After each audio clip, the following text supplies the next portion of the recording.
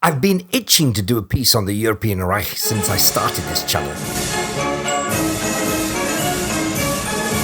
And today is the day. As always, there are so many points to highlight, it's hard to know where to... No! This time it's not hard. I'm starting with the European Union's revealing and cowardly silence over the Chinese Communist Party's very real threat of nuclear attack on Japan.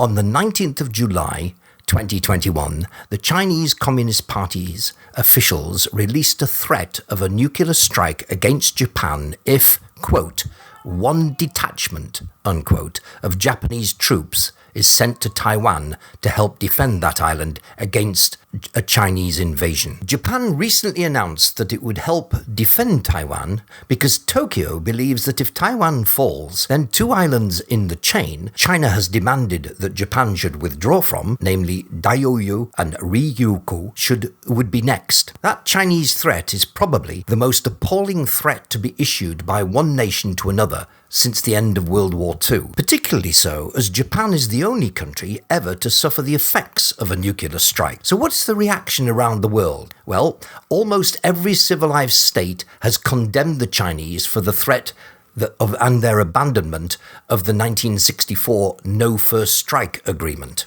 Almost every civilized state, though, does not include the European Union. They have kept very quiet.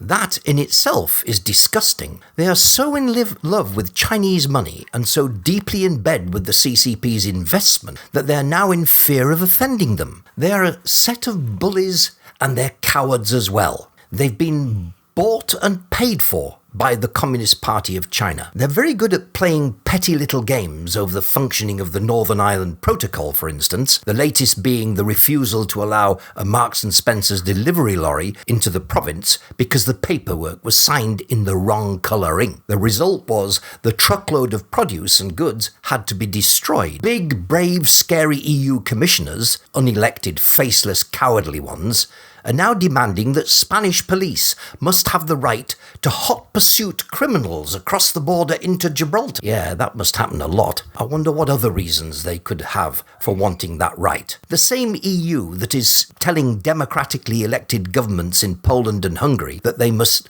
toe the line or else. This is the same EU that is facing withdrawal threats from at least half a dozen states as a result of their idiocy and incompetence. Yep.